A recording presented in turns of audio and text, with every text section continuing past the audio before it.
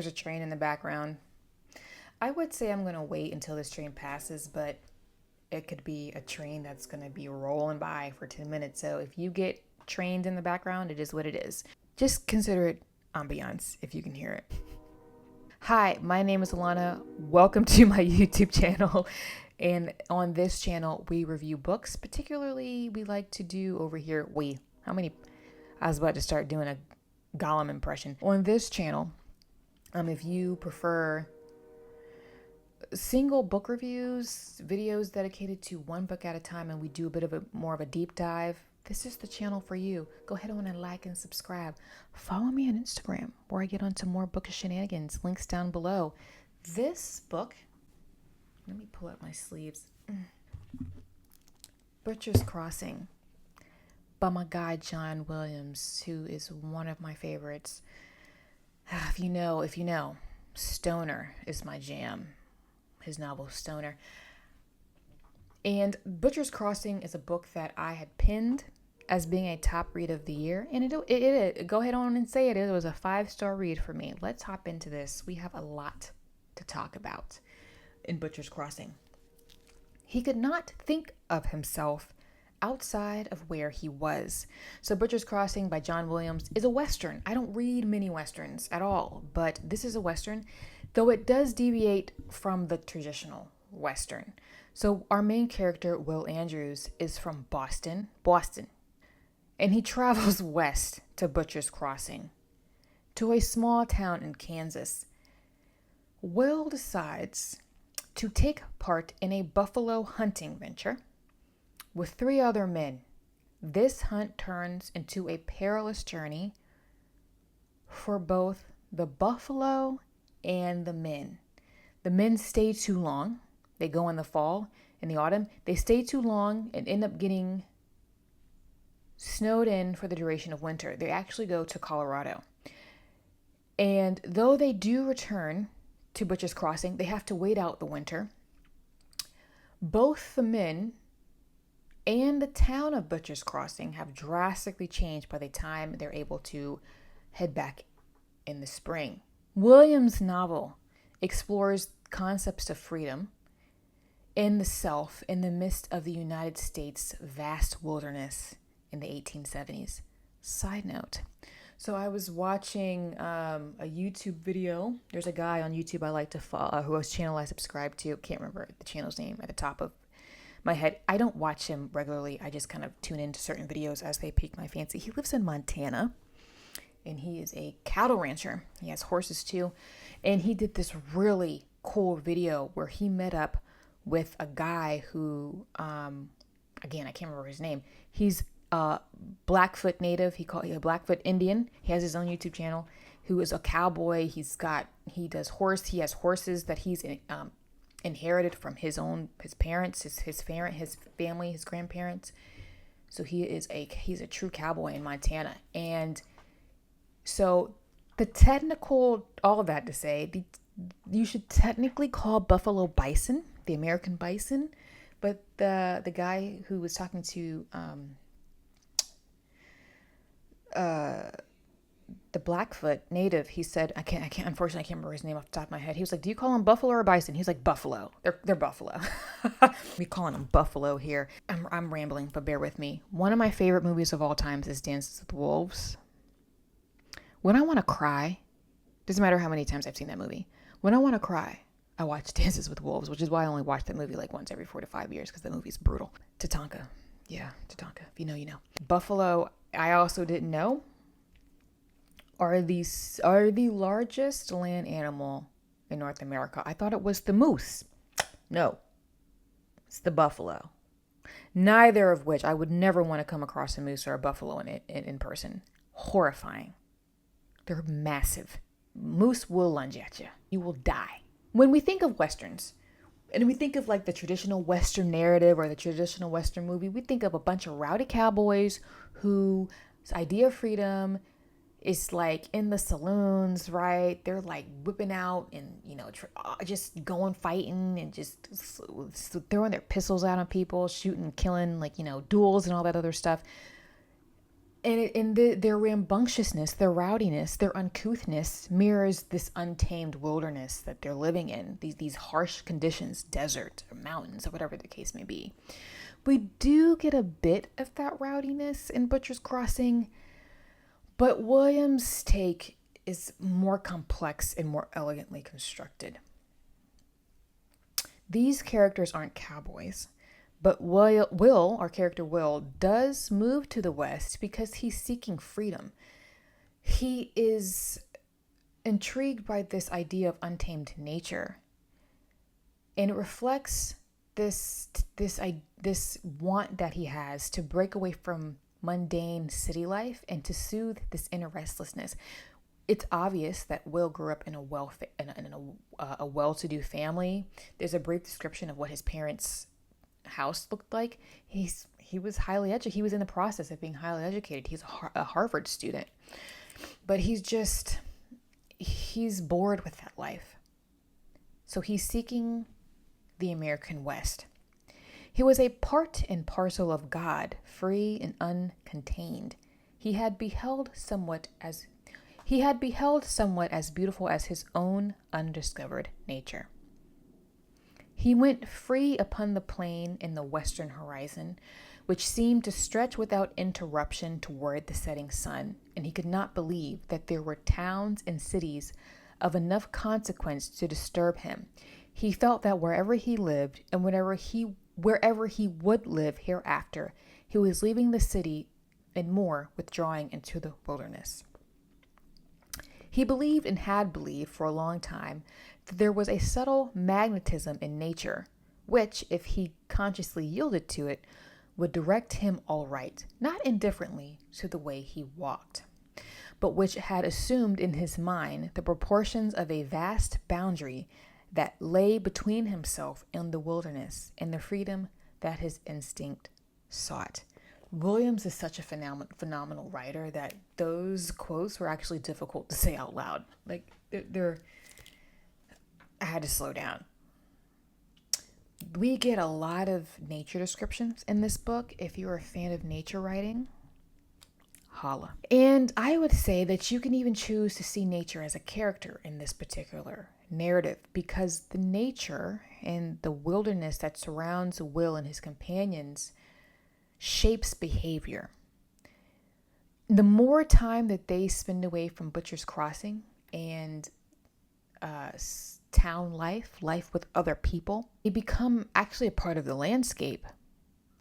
I wonder that Williams is making a point here about how city life amongst other people, community life in a way, increasingly, so the more time that we spend away from nature, we become alienated from nature. Even though this expedition and this buffalo hunt is brutal, the weather is harsh, and there's a point in this narrative where survival is the only focus. There is something ethereal about the way that Williams emphasizes how this landscape is still providing a way of living for these men away from home. In a way, they become like animals. They live day to day. They have to survive day to day, just like the buffalo that they're hunting. And what's interesting in this narrative is that there's very few characters that they deal with. On their way to Colorado, they come across almost nobody. There's one instance where in passing, they come across other people and for a hot second. And other than the buffalo, they come across very few animals, which is very interesting. And it really does emphasize just how big the landscape is. And so they become a part of this landscape. They become animals themselves because they're just living day to day trying to survive with no amenities at all. When he appeared with the huge hindquarters of a bear balanced on each shoulder, staggering beneath their weight, it seemed to Andrews that for an instant that Miller himself was some great animal, grotesquely shaped, its small head hunched between tremendous shoulders, bearing down upon them. When he left the camp, his movements seemed to flow into the landscape, and on his snowshoes of young pine and buffalo thongs, he glided without effort and merged into the dark forest upon the snow. I feel like in my reviews recently, I've been talking a lot about existentialism and existential themes. I talked about it in Breast and Eggs. I talked about it in Near to the Wild Heart by Clarice Lispector, Simone de Beauvoir, who was a French existentialist. So yes, lots of existentialism, but I can't help it. Maybe I'm just being drawn to these narratives. I love a good existential narrative, if you know me. Will is less so. Yeah, we get a little bit of that here. And we get that in Williams' novel Stoner. Stoner is a very existential novel. But we do get it a little bit in here.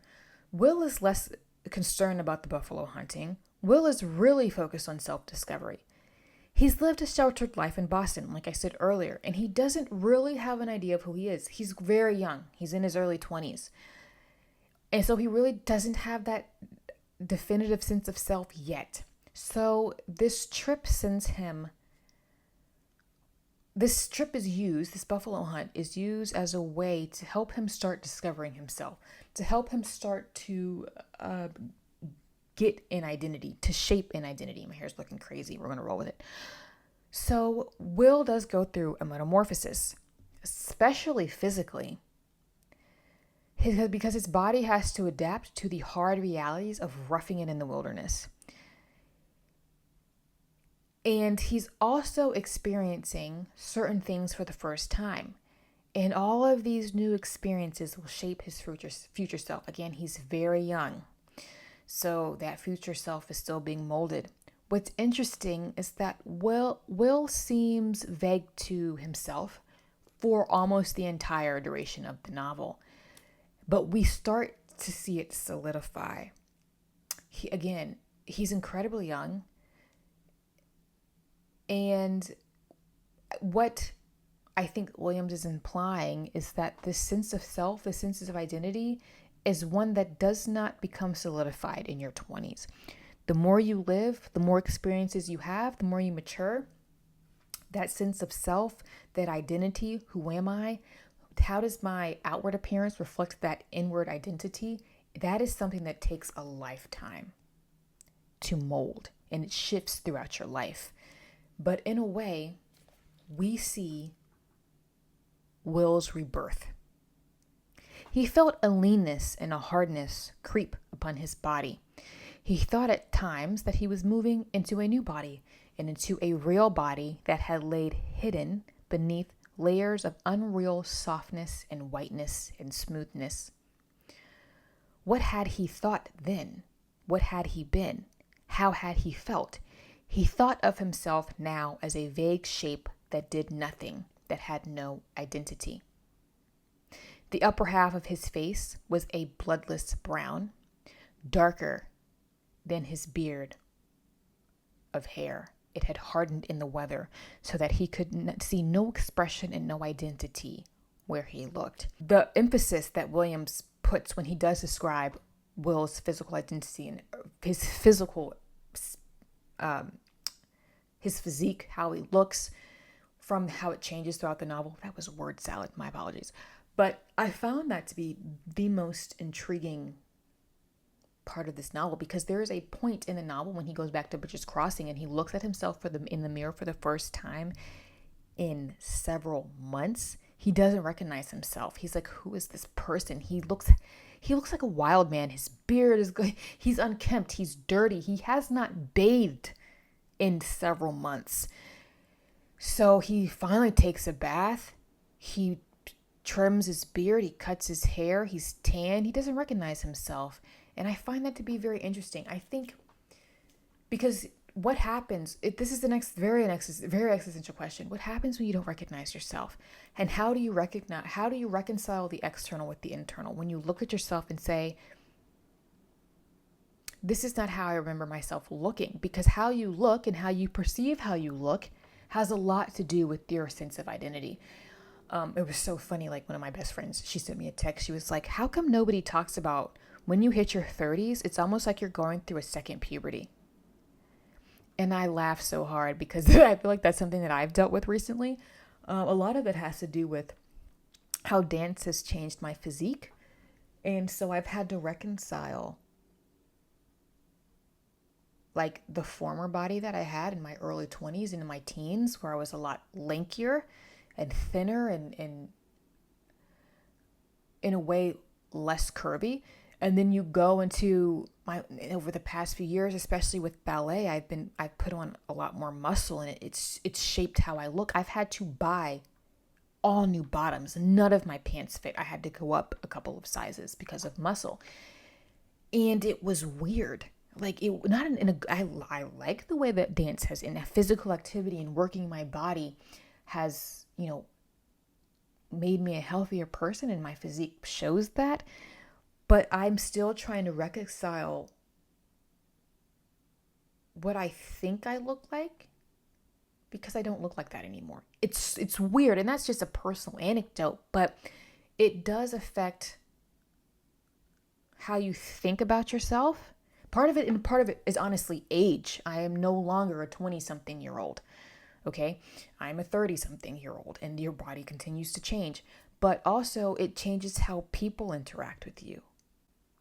I was at a work meeting, a training, so I was walking around taking photos, and somebody walked up to me. He was like, "Are you an athlete? You stand like you work out." And I was like, "Well, I dance a lot, and how my body has changed how I changed my movements." So this was a long anecdote. My apologies, but yes, there's a question.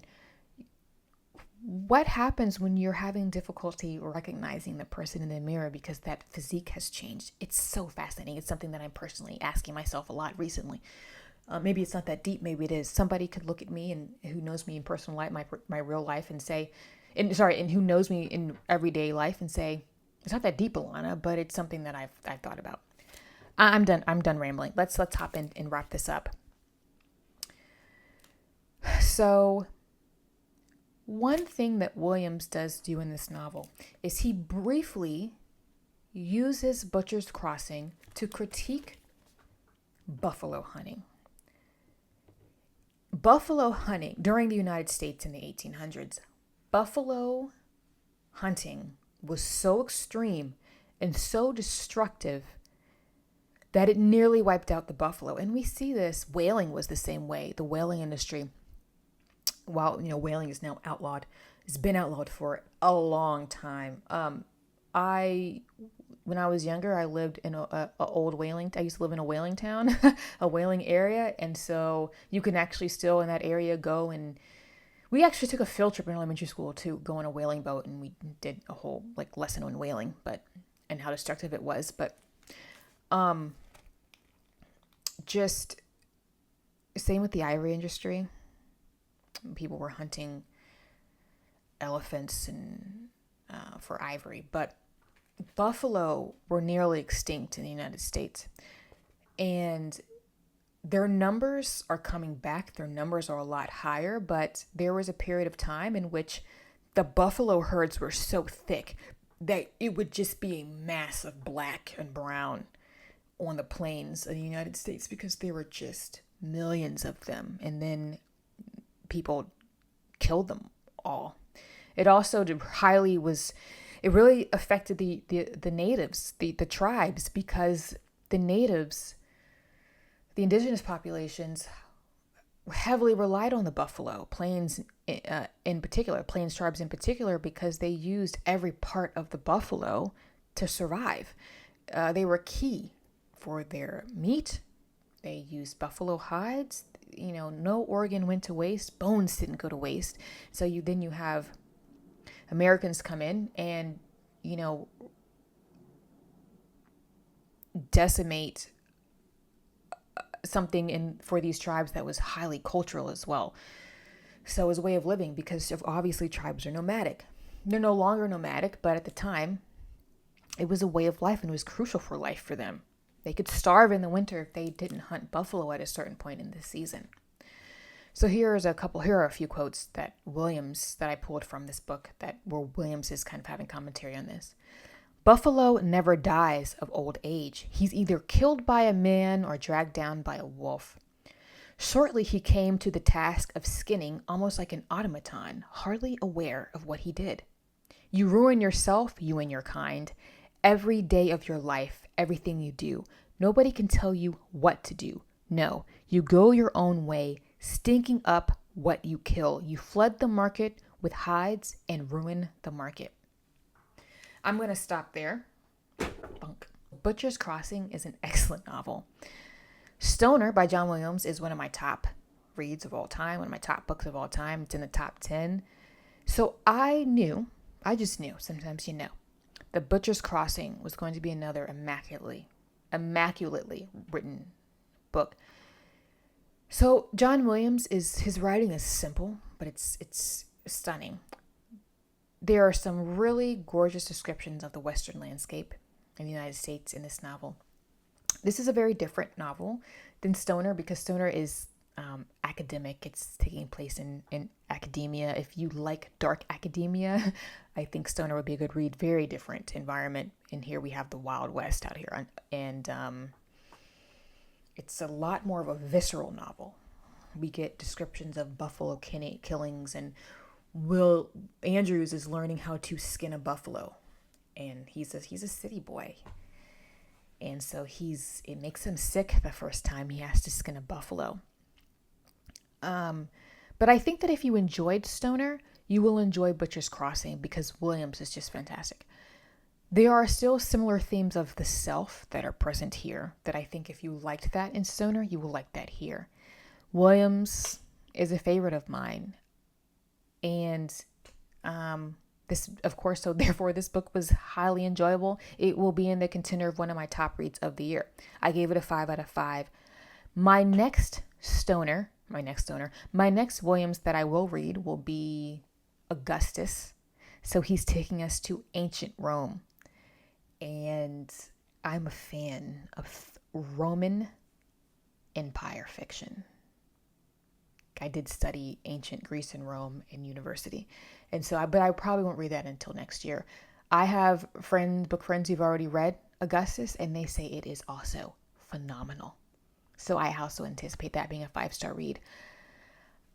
He has a book that is a novel that Williams himself said is not good. But I will eventually read that one. I can't remember the title off the top of my head, but I will read it because I just want to read it because it's Williams. But even Williams said it was a bad novel. I have a bookish acquaintance who recently read it, and he was like, "What did I just read? This is bad." But the author acknowledged that it was bad, so it goes to show that the greats struggle from time to time. You got to start somewhere. I'm going to wrap this up. Are you a John Williams fan? And is he an author that is on your list to read? I would recommend starting with Stoner and then going into the others. I think Stoner is typically where people start. I actually read Stoner before it was popular. For some reason, over the past few years, John Williams has really gotten popular. I don't know what happened. I don't know if maybe there is a really popular book reviewer on the interweb somewhere and then he took off from there, or it just happened organically. I don't know. I read it almost 10 years ago, where it was a bit more elusive. You didn't really hear people talking about it. That being said, I'm going to wrap this up. Thoughts on John Williams? Have you read it? Are you seeking to read him soon? Is he a favorite of yours like he is of mine? Of me? Of mine? Of mine. English. Please feel free to leave me a comment about anything you've read by John Williams. Have you read Augustus? Let me know your thoughts, because that will be my next Williams. Also, feel free to subscribe. Follow me on Instagram, where I get up to more bookish shenanigans. I post all of my book reviews there first. I also like to post funny memes. One of my favorite things to post in my stories are dance videos. Whether that's contemporary dancing or ballet. But I like to go over on Instagram and have a good time occasionally. Okay? We should laugh. Laughing is good medicine. I am going to sign off. I've been rambling a lot lately. It's time to stop talking. Bye.